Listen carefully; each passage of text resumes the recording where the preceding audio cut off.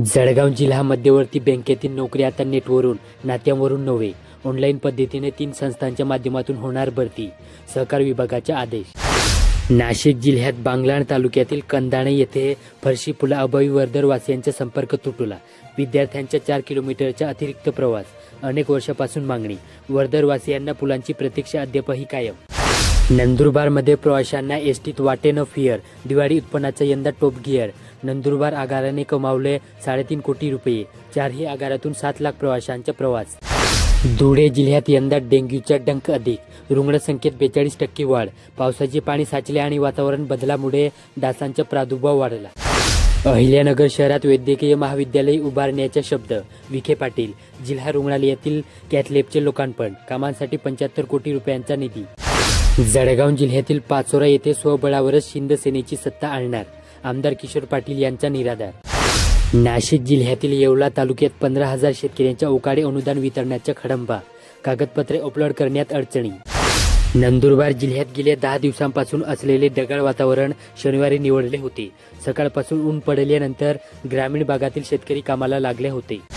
धुळे जिल्ह्यातील साक्री तालुक्यात लंबकर्त्यावीस तारा उठल्या जीवावर, अक्कलपाडा शिवारातील प्रकार, तक्रार करूनही महावितरणचे दुर्लक्ष, अवघ्या 5 फूट उंचीवर तार, परिसर मृत्यूचा सापडा।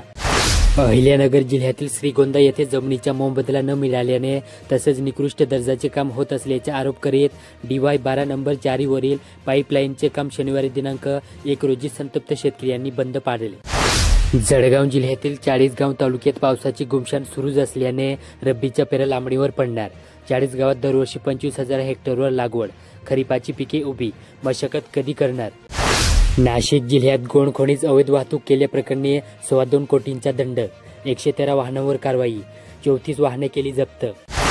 नंदुरबार जिल्ह्यातील दडगाव तालुक्यात वरखेडी ते उमटी रस्त्यावर अपघातात युवकाचा मृत्यू, दडगाव तालुक्यात पिकअप वाहनाच्या धडकेमुळे घटना।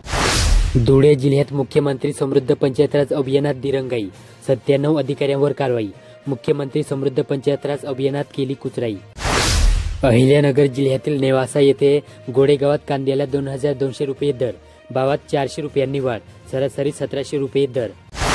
जळगाव जिल्ह्यातील चाळीसगाव तालुक्यात पिलखोड येथील माध्यमिक विद्यालयात 10वीच्या 1990-91 या दरम्यानच्या बॅचच्या माजी विद्यार्थ्यांच्या मैत्रीचा उत्सव नुकताच रंगला। 35 वर्षानंतर हे मित्र पुन्हा भेटले।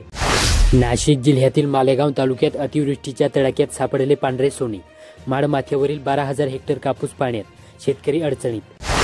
नंदुरबार जिल्ह्यातील तळोदा तालुक्यात पर्यटन स्थळाच्या विकासासाठी गावकऱ्याचे प्रशासनात साकडे, सातपुड्यातील अक्राणी महल, केला पाणीच्या स्थानिकांना रोजगार मिळेल, स्थलांतर थांबेल। धुळे जिल्ह्यातील शिरपूर तालुक्यात कार्तिक एकादशीनिमित्त बाळदेत, तर पौर्णिमेला आमदेत यात्रोत्सव, परंपरेनुसार तख्तरावची पूजा होणार, यात्री लोकनाट्य कार्यक्रमाचे आयोजन। अहिल्यानगर जिल्ह्यातील श्रीगोंदा येथे कर्जमुक्ती द्या, फेरपंचनामे करा, मडेवडगाव येथे अहिल्यानगर दोड रस्त्यावर शेतकऱ्यांचे रास्ता रोको आंदोलन, वाहनांच्या रांगा। जळगाव जिल्ह्यातील बडगाव तालुक्यात गुड्याचा धोकादायक पूल नव्याने बांधण्याची मागणी। नाशिक जिल्ह्यातील मनमाडला 66,000 मतदार बजावणार हक्क, प्रभाग 16 मध्ये 3 तर उर्वरित 2 वार्ड, राजकीय पदाधिकाऱ्यांकडून मोर्चे बांधणी सुरू। नंदुरबारमध्ये प्रकाशा येथे संस्कारक्षम, समृद्ध व एकसंघ समाज निर्मितीसाठी संघटितपणे काम करा, लेवा पाटीदार समाजाचे अधिवेशन, गुजर समाजाचे राष्ट्रीय अध्यक्ष दीपक पाटील यांचे आवाहन।